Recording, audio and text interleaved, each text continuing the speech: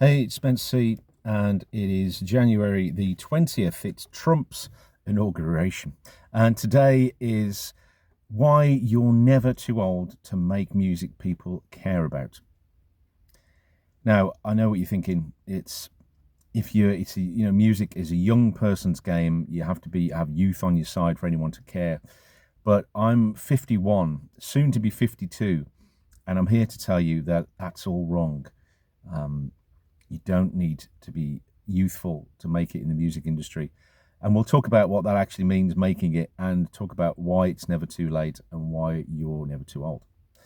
Now, if you've been watching these videos, you will see that I usually drink a lot of water around this time, but I'm having to do this on the fly, this video, showing up every day, doing these videos, and sometimes I just don't have time to get water. So there you go. So I'm not having water today, but if you want to join in, if you want to do the water ritual, then just pause the video, go and get some water, come back and chug it.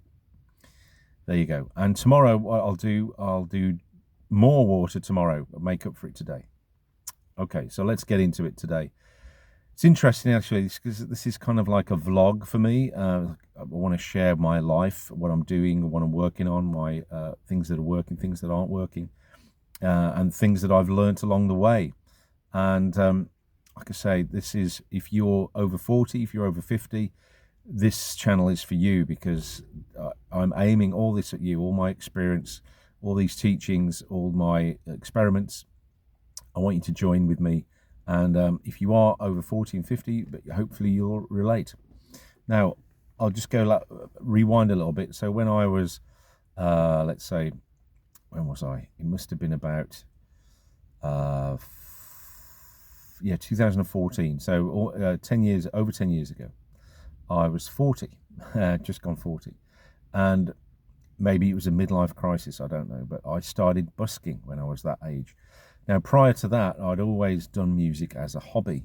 I'd always been in bands. You know, I was playing drums in a band when I was 15.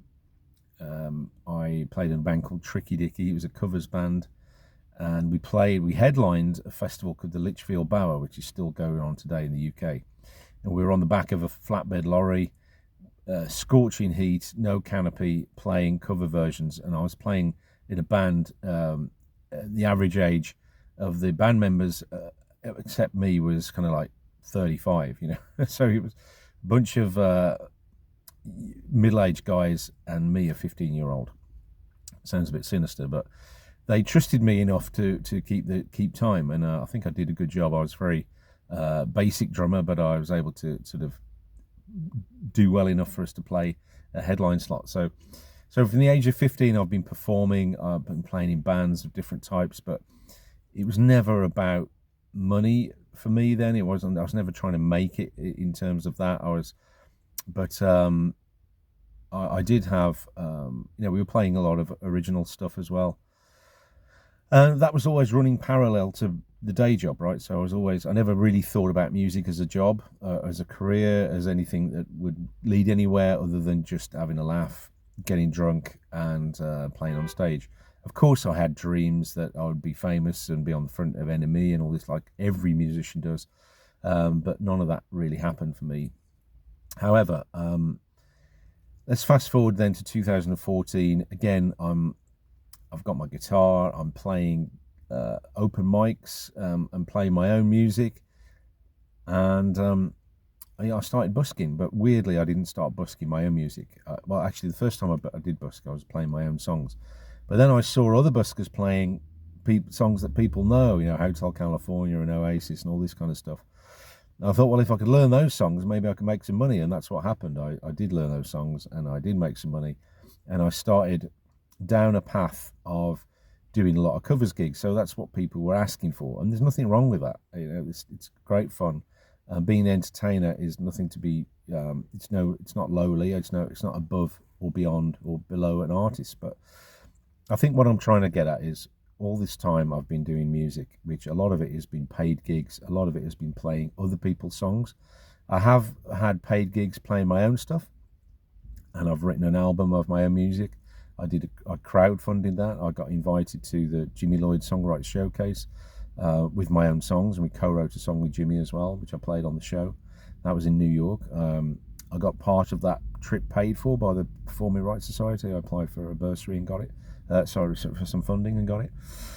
So I have done some of my own music and been successful with that to a point. But what happened a few years ago when I moved to Norway was that, I needed to get some money. And so I started doing the gigs again, the pub gigs, and doing okay with that. COVID came along and I was still doing okay. But now I've got a 1-year-old baby. She's now 11 months old. And yeah, the gigs kind of stopped because they took me away from home a lot of the time. And so, so I had to sort of curtail that, and some of the gigs were just drying up for whatever reason. I don't know, still don't know, but it felt like my higher power, felt like God was pushing me in a new direction. So this is where I'm at the moment. I'm in the States with my partner. She's American. We are here to get support from her family with our daughter, because my wife has a very important lot of work to do for a PhD to finish in a couple of months, so we need extra support, which we don't have in Norway. So I'm kind of in a big transition period here, and I've just had a meeting with somebody who's also in a similar situation, not a similar situation, but in as much as their artistry has been put on the back shelf. And so we both kind of realized having this conversation that, maybe we just need to be doing more of our art. So I'm going to be including that a lot more in these, because I know I can be like preaching and just sort of telling, this is what you should be doing if you're an artist. And really, I'm talking to myself here. This is what I should be doing. I should be doing more artistry. I should be putting my music out there more, writing more songs, pushing the boundaries of what I think my art could be, and not just sticking with the tried and tested, and really, just really being the artist that I know I can be. But I know every time I do that, I do get a lot of resistance, and maybe you feel this as well. And it's no surprise, because if you've ever read the book called the War of Art, you will realize that every artist has this, to a greater or lesser extent. Everyone struggles to create things. Think about the author sitting in front of a blank page needing to write a book, or someone, the composer sitting at the piano just drawing a blank, not getting writer's block. And really, it's not writer's block, and I've experienced this myself. It's not writer's block. It's fear of failure. It's fear of ridicule. Because if we turn it the other way around and said, hey, let's just write a really bad song, then that's easy to do, right? You wouldn't have any resistance to, I'm just going to write a bad song. Don't have to play it to anyone.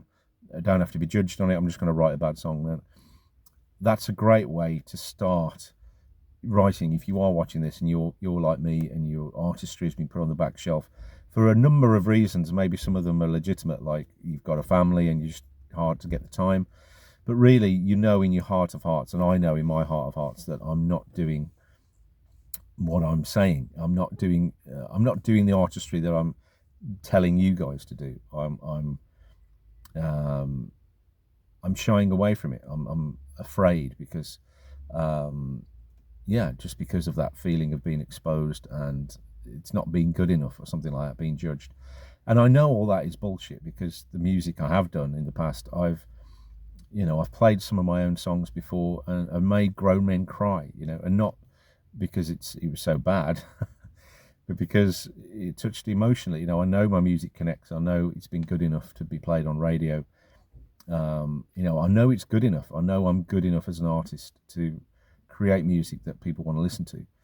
And so writing from the heart to heart, and, the more gigs you play, the more feedback you get as to, this is good. This is worth listening to.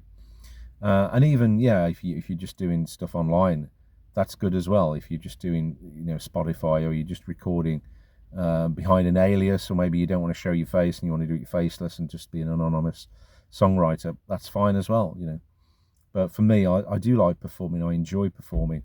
I love the instant feedback you get from performing and busking, and being able to stop people on the street because you're playing, and getting people to stop and listen to you is a great feeling, and it's a gift. It's a gift from God, I believe, I believe God's put artistry in me. I believe He's given me songs. He's given me a voice.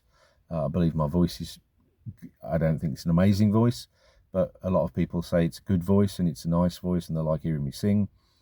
And so, I have to listen to the feedback. I can't always go but what I feel. I have to listen to what people say. And generally, whenever I've played, and I do play, I love it. I come alive, and other people do it. But there's some part of me that also feels like, oh, but maybe I'm not quite good enough to make a living out of it. And I know that's lies as well, because it's just the more you do, the more I do, and the more I put out there, and the more I write, then the artistry comes, and the vision comes, and it's a process. I believe it doesn't happen overnight.